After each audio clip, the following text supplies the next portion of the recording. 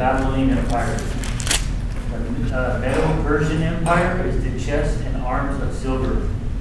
The Greek Empire is middle and thighs of bronze. And the legs of iron and feet of clay and iron are Roman Empire. Right. So it's the Babylonian Empire is what we're in right now, and that's the head of gold. So each one going downward is each metal represents a kingdom, but the metals coming down are regressing in value. So we have gold, and then not worth as much as silver. And the way I remembered it is like the Olympics. You know, obviously first prize would get the gold. Second prize, second place would get silver. Third would get bronze. So that's how I remembered it. These four metals in this single image, in this statue, they speak of world history from the time of this book to the coming of Christ. Four major, huge, powerful empires, the ones that Robert just said, are what these metals represent. The ones who had direct significance to the nation of Israel. Now remember that part, the direct significance to Israel. Four empires unlike any other in history, and each one relates to the nation of Israel specifically, each one regressing in value or diminishing in value. Okay? So can I have somebody read 36 through 38? Volunteer? Eddie? This was a dream, and now we will interpret it to the king. Your Majesty, you are the King of kings. The God of the heavens has given you dominion and power and might and glory. Thank you, Eddie. So what I just described to you was what Daniel described to Nebuchadnezzar. It's just telling them this is what you dreamed. Because remember, Nebuchadnezzar asked, not only tell me the interpretation, but tell me what it means. If you can tell me what it is that I had a vision in my own time, in my sleep, in my room, then I'll believe you that you know what it means. Because how else would you know what it is that I had in my own thoughts? So that's what Daniel just told him right now. Daniel just told him this is what you dreamed.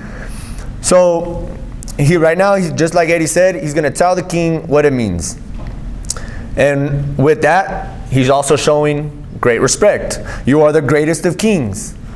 The God of heaven has given you sovereignty. So he's giving you sovereignty, power, strength, and honor. Okay? So Nebuchadnezzar was a leader and ruler of the Babylonian Empire, which was an absolute monarchy. Does anybody remember what an absolute monarchy is? Bram? It's where the king or the ruler has full control of everything. Like there's nobody can tell him otherwise what to do. Like what he says is the law, and that's final. Right on. Basically, Nebuchadnezzar was the authority. There's nobody Nebuchadnezzar has to report to. He says it, he has the final say, and everybody just does what he has to do. Whatever he has to say. The Babylonian Empire was the most powerful empire there was in all of history to this day. It had more of an effect on the known world than any other empire since then. That's why it is the head of gold. Babylonian kingdom was the most powerful empire of the history of the world, and they were unrivaled as far as a power and influence on the world. So Nebuchadnezzar was the absolute monarch. He is the head of gold, and Daniel said, you've been given power, strength, glory, and honor. And suddenly, in verse 39,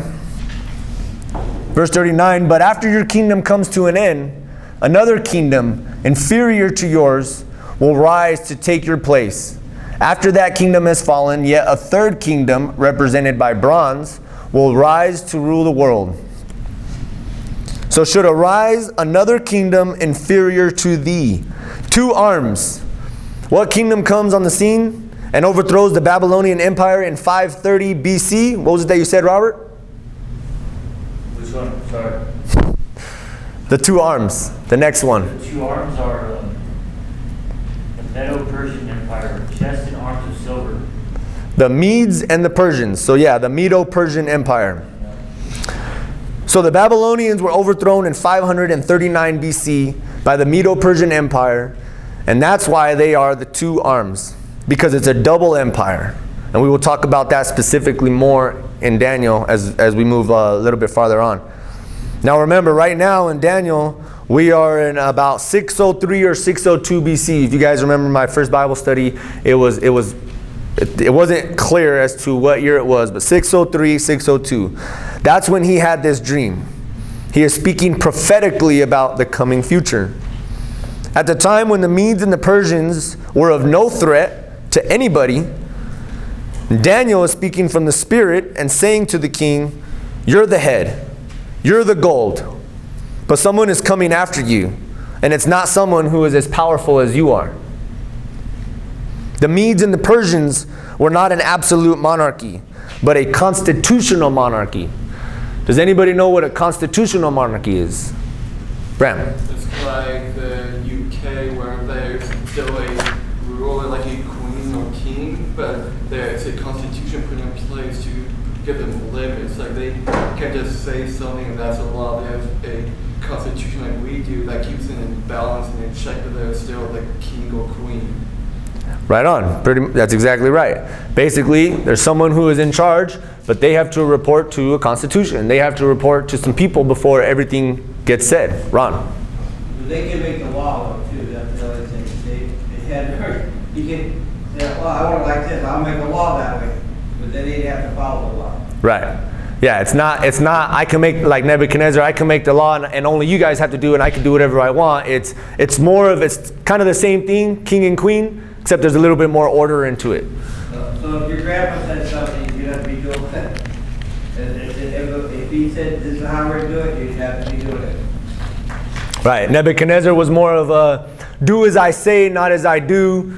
And constitutional monarchy is more as do as I say, but if I got to do it, I mean, I'm going to have to do it as well. I have to set a proper example. So it's basically the same thing, just with a little bit more rules and laws to it to be just.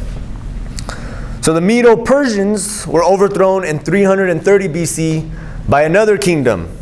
And who was that kingdom? Bram. The Greek Empire. The Grecians, the Greeks, that is correct. And you are all familiar with Alexander the Great, right? And at 33 years old, he had already conquered the whole world, including the Medo-Persian Empire.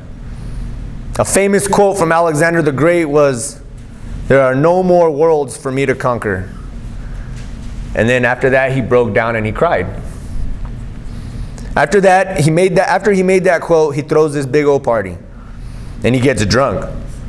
He leaves his own party so hammered, so depressed, and then it starts to rain on him. And he gets back to his tent, drenched, stumbling, doesn't allow his servants to attend to him, and because he's all wet, he gets pneumonia, and he dies. At the age of 33, heartbroken and depressed. And another one died at 33 who truly conquered the world. And who was that? Jesus Christ. Jesus Christ of Nazareth. Now the Greeks were less powerful. Still, it was not a constitutional monarchy. Their system of government was, can anybody guess? Democracy. Republic, I mean. It was an oligarchy. Yeah, same thing. Basically, same thing, yeah. A group of men ruling together. Alexander was accountable to his actions to a group of men of council, and that's the belly. It's the part of brass. The Greeks ruled all the way until 146 BC.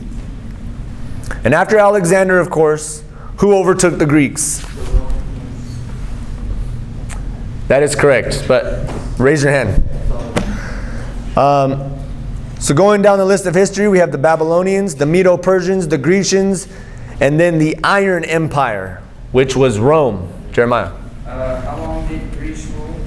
Greece ruled from 330 BC to 146 BC. You're welcome. Something else. It says from 331 to 63. 331. BC to 63 BC. Just throw it out there. No, that's cool. I mean, I would like. Where are you getting that from? So you get to be 75. All right, cool. Well, I'm gonna write that down and make a note of it, because that same chart that I think you were reading on, I have it in my study Bible, and it says from Greece to 330 to 146. So I'll double check my source or other sources. You said from when? 331 to 46? 30 to 63. To 63. Cool. All right, so we have the Iron Empire, which was Rome. The iron legs. And why 2 legs? Does anybody know why it has 2 legs? Anybody? It has 2 legs because the Roman Empire split into 2, east and west. Christian, you were going to answer that? Sorry, I didn't see your hand. No, you're good. So it split into 2. It split into east and it split into west. It was an iron empire. They crushed everyone into brutal, bloody submission. And it was a powerful empire. And that's what overcame the Grecians. They had limited democracy and ruled from 146 BC to 476 AD. So it was less powerful than the oligarchy, which was less powerful than the constitutional monarchy, which was less powerful than the absolute monarchy, who was King Nebuchadnezzar. So the metals are diminishing in value because the power of these rulers are diminishing. And then there's a stop.